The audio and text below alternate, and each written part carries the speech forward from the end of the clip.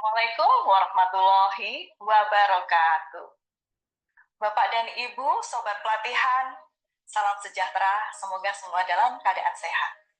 Perkenalkan, nama saya Irma Sukmadewi dari Tim Instruktur Nasional Bina Keluarga Sakinah.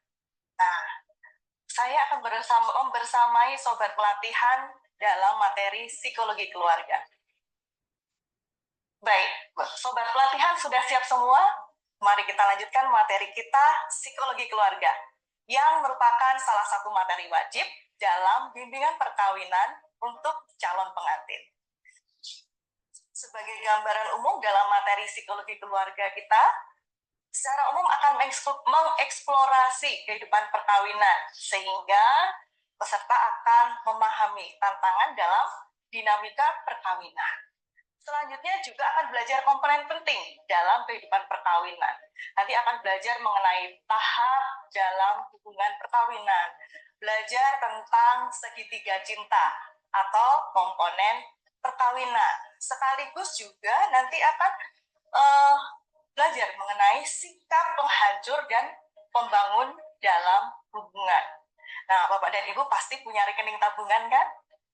Sama halnya dengan kehidupan perkawinan. Kita akan suka kalau misalnya setorannya banyak, tapi kita akan nggak suka kalau lebih banyak penarikan, sehingga saldonya menjadi lebih sedikit. Oke. Dalam sebuah perkawinan, tentunya juga tak terlepas dari konflik. Tidak mungkin ya, sehari-hari kita lepas dari konflik. Demikian halnya dalam perkawinan.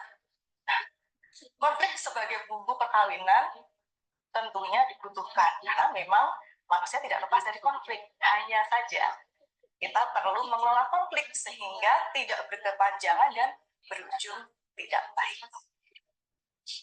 Baik, Sobat Pelatihan, tujuan dari materi psikologi keluarga antara lain adalah peserta memahami penerapan bangunan keluarga sakinah. Masih ingat penerapan keluarga sakinah di materi membangun keluarga sakinah? Nah, tentunya dalam materi ini pun akan selalu mengaitkan dengan bangunan keluarga sakinah. Ada fondasinya, ada pilar, ada atap, dan juga suasananya. Berikutnya, juga peserta mengenali hal-hal yang terpenting di dalam perkawinan. Setiap perkawinan tentunya mempunyai tujuannya masing-masing yang berbeda. Nah, itu juga kalau misalnya tidak dibicarakan antara pasangan suami istri, tentunya akan banyak benturan. Oke, selanjutnya peserta memiliki kesadaran diri dan kesadaran sosial. Karena kalau perkawinan tentu saja tidak hanya tentang diri pasangan, tetapi juga luas, melibatkan masyarakat, keluarga besar, dan juga lingkungan. Dan terakhir, juga bagaimana mengelola konflik yang sehat. Sebagaimana telah saya sampaikan pada gambaran umum, konflik tidak akan dapat dihindari dalam sebuah perkawinan. Demikian halnya di dalam perkawinan, konflik juga tidak boleh berlarut-larut. Harus dikelola supaya perkawinan menjadi sehat. Oke, baik, Sobat Pelatihan. Apa sih yang menyebabkan keluarga itu harmonis? Coba kita pikirkan. Kita boleh membayangkan keluarga kita sendiri. Apa yang menyebabkan sebuah perkawinan itu harmonis? Sekaligus, apa ciri-cirinya? Apa penyebabnya? Oke. Kira-kira komunikasinya bagaimana? Gimana cara memperlakukan pasangan? Itu tentunya menjadi salah satu faktor yang membuat perkawinan menjadi harmonis. Sementara, apa yang kira-kira membuat perkawinan itu menjadi tidak harmonis? Kira-kira apa? Bapak dan Ibu, Sobat Pelatihan. Yang bertengkar mungkin ke ide yang tidak saling support. Yang satu hobinya kemana, yang satu hobinya kemana. Kira-kira bagaimana kalau itu terus berlangsung dan tidak ada apa? Kompromi misalnya. Setiap perkawinan mempunyai cirinya, kekhasannya yang berbeda antara rumah tangga yang satu dengan rumah tangga yang lain. Baik, kita lanjutkan. Buat pelatihan, kita kembali lagi pada bangunan keluarga sakinah yang berapa kali pada sesi kita sudah kita bahas ya. Nah, sekali lagi kita ke sini lihat fondasinya apa saja. Supaya bangunan itu kuat, fondasinya perlu kuat juga. Ada prinsip apa saja di sini? Prinsip keadilan, prinsip kesalingan, dan juga keseimbangan. Fondasi sudah kuat, pilarnya bagaimana? Masih ingat sobat pelatihan apa yang disampaikan pada sesi sebelumnya mengenai 5 pilar perkawinan? Ya, betul. Ada perspektif zawaj. Kemudian mitsakon golido. Muasyarah bil ma'ruf. Kemudian musyawarah. Dan tentunya tarodid, saling ridho antara pasangan suami dan istri. Next. Nah, dalam hubungan perkawinan ada yang namanya komponen hubungan perkawinan. Sekaligus dalam materi ini kita juga akan membahas tahap perkembangan dalam perkawinan. Sobat pelatihan tentunya juga merasakan. Sudah menikah semua? Oke, sudah menikah semua ya? Oke, baik. Perkawinan pada tahun pertama tentunya berbeda dengan ketika perkawinan kita sudah memasuki tahap ke-5 tahun misalnya. Apalagi misalnya sudah 20 tahun, dinamikanya berbeda. Cara pandang kita pada pasangan bisa jadi juga berbeda. Oke. Mari kita berdiskusi mengenai materi ini. Oke. Dalam relasi dalam keluarga, selain relasi marital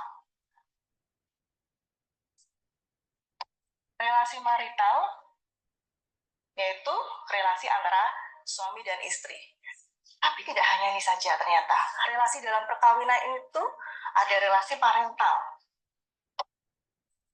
Harapannya kan kalau dalam perkawinan ada anak di dalamnya ya. Nah, kita punya tanggung jawab sebagai orang tua. Ini relasinya parental. Kemudian, relasi familial.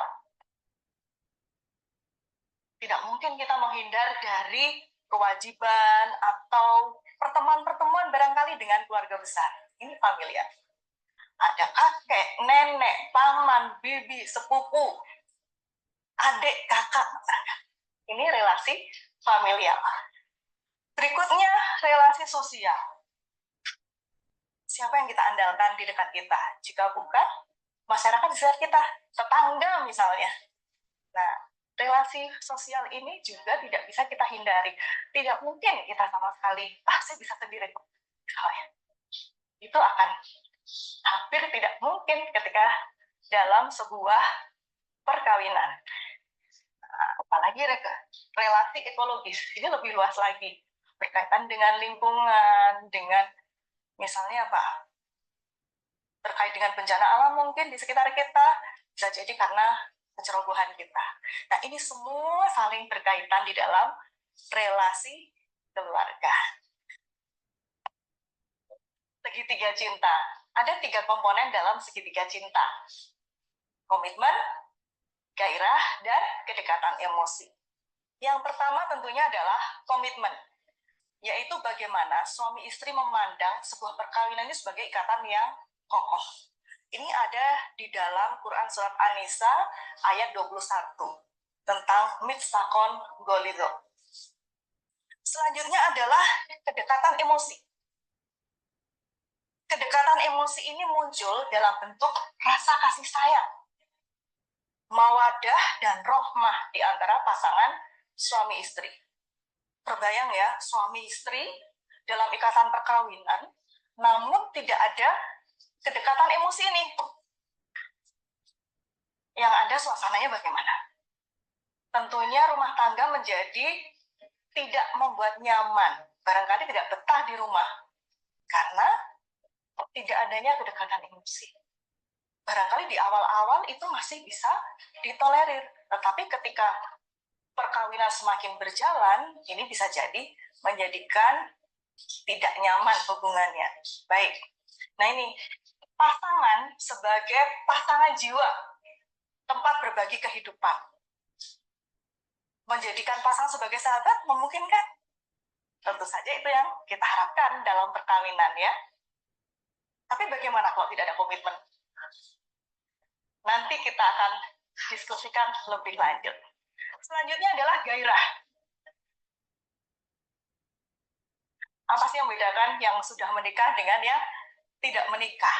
Ya, karena ternyata adalah dorongan untuk mendapatkan kepuasan seksual baru boleh dilakukan ketika seseorang di dalam perkawinan. Itu yang membedakan sudah menikah dan yang belum menikah. Nah ini, salah satu tujuan perkawinan menghalalkan hubungan seksual antara laki-laki dan perempuan. Nah, demikian pentingnya komponen ini bahkan dibahas di dalam Al-Quran, disampaikan dalam berbagai ayat. Misalnya Al-Baqarah ayat 187. Oke, kita lanjutkan, Sobat Pelatihan. Nah, kalau tadi Sobat Pelatihan sudah sudah belajar mengenai 3 komponen dalam segitiga cinta. Yang di atas tadi pertama kali adalah komitmen, lalu kedekatan emosi, dan gairah. Apakah semuanya harus ada di dalam sebuah perkawinan? Tentunya yang kita harapkan adalah demikian. 3-tiganya ada di dalam perkawinan tersebut. Kita lihat kemungkinan kombinasinya, Sobat Pelatihan. Misalnya nih, ada emosi, ada gairah, baik. Ada kedekatan emosi, ada gairah, ditambah komitmen. Ini harapan kita semua. Ini yang diharapkan samawa, sakinah, mawadah, dan rohmah. Tapi kalau misalnya dalam kondisi tidak 3-tiganya ini terpenuhi misalnya, bagaimana? Apakah perkawinan harus berakhir? Kita coba lihat ya. Ada kedekatan emosi dan gairah, tetapi komitmennya kurang. Ini barangkali tahap jatuh cinta. Ya, ada gairah, ada kedekatan emosi, ada gairah.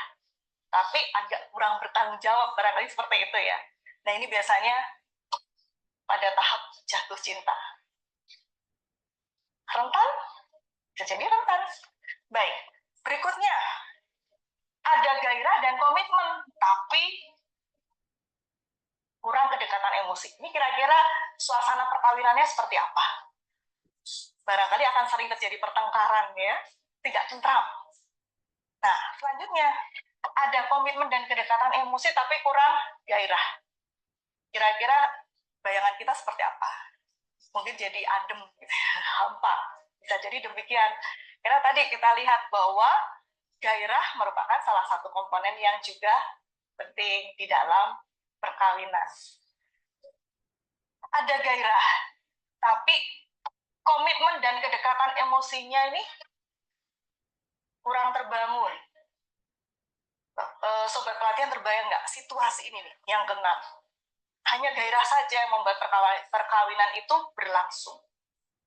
Tidak tentram, jadi hubungannya hanya seperti fisik saja ya jadinya. Obrolan barengnya nggak nyambung, kedekatan emosinya juga kurang. Dan yang terakhir, hanya komitmen.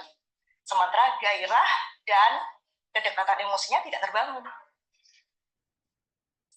Baik, Sobat Pelatihan. Tadi sebelum masuki pada bagian ini, saya sudah sedikit menyinggung mengenai tahap hubungan dalam perkawinan. Perkawinan tahun pertama tentunya akan berbeda kondisinya dengan perkawinan misalnya tahun ke-4 atau ke-5. Sudah berapa tahun Sobat Pelatihan menikah? Ada yang sudah lebih dari 20 tahun? Tentunya mengalami banyak dinamika ya. Kita lihat di sini. Yang pertama adalah tahap menyatu. Ini setahun sampai kurang lebih 1,5 tahun. Terbayang ya? Semua indah. Makan sepiring berdua, bukan karena nggak ada nasi. Biar mesra. Selalu bersatu. Yang punya kebiasaan buruk barangkali masih ditutup-tutupi. Supaya semua terlihat indah. Apakah begitu mengalami pada saat awal perkawinan? Di sini ternyata tetap saja ada tantangannya. Misalnya, hilangnya apa yang tadinya menjadi kebiasaan. Misalnya ya, suka nongkrong nih pulang kantor, pulang dini hari. Ketika sudah menikah, sekali dua kali barangkali masih bisa ditolerir oleh pasangan. Tapi kalau terus-terusan, tahun pertama pun juga ternyata tantangannya menarik. Berikutnya adalah tahap bersarang. Ini mulai kadang-kadang muncul friksi-friksi. Karena pertimbangan-pertimbangan pribadi mulai muncul. Misalnya saja, oh saya ingin pindah kerja, oh saya ingin sekolah lagi. Kemudian, oh anak saya misalnya sudah umur 1 tahun dan mulai mungkin memikirkan tentang kelompok bermain. Nah, apa saja itu bisa muncul dan menjadi peluang konflik dalam perkawinan. Nah, ini tantangannya, mengolah perbedaan. Tadinya setiap akhir pekan seperti sudah kewajiban, misalnya datang ke mertua minggu ini, minggu depan datang ke orang tua kita, misalnya. Pada saat sudah pada tahap ini, bisa jadi mulai kebutuhannya tidak hanya itu. Hal yang menjadi rutin, yang tadinya nggak apa-apa, bisa menjadi rasanya apa-apa. Selanjutnya, tahun 34. 3-4 tahun. Ini tahap kebutuhan pribadi. Soal pelatihan, ingat ketika kita menikah sekitar 3-4 tahun, apa saja yang menjadi keinginan-keinginan kita? Tantangannya apa? Nah, di sini. Kompromi, mencari titik tengah. Misalnya, Dek, saya mendapat tawaran pindah ke luar pulau. Menurutmu gimana? Aduh, karir saya di sini gimana? Kamu mau pindah atau tetap di sini? Ini biasanya konflik-konflik yang seperti itu pada tahun ketiga sampai keempat perkawinan. Ya. Selanjutnya adalah tahap kolaborasi. Nah, ini agak lama nih, sobat pelatihan. 5-14 tahun. Kalau misalnya sobat pelatihan rasakan, ini kira-kira kondisi yang stabil atau tidak stabil ya dalam kurun ini, tahap kolaborasi. Di sini identitas diri menguat, mulai saling melengkapi. Nah, tapi tantangannya, biasanya kita mulai muncul. Setiap orang memiliki kebutuhannya untuk mengaktualisasikan dirinya, mengembangkan diri, misalnya ingin belajar hal baru, ingin tinggal di tempat yang berbeda, dan lain-lain. Nah, ini tantangannya. Berbesar hati untuk tidak saling mengungkap. Ya. Selanjutnya adalah tahap penyesuaian. Ini 15-24 tahun. Mungkin beberapa di antara sobat pelatihan belum sampai pada tahap ini ya. Nah, ini seringkali memunculkan saling menggampangkan. Ah ya sudahlah, dia emang begitu. Meskipun sudah terbiasa dengan perilaku itu, bisa jadi itu juga menjadi pemicu terjadinya konflik, terjadinya pekerjaan. Nah, bisa jadi merasa diabaikan. Dan yang terakhir adalah tahap pembaruan. Ini sudah 5 tahun ke atas. Baik, sobat pelatihan, demikian materi sesi pertama. Semoga menjadi hal yang dapat kita pertimbangkan, kita kuasai, tetap kita dalami, dan selanjutnya kita akan bertemu lagi pada sesi berikutnya, materi psikologi keluarga.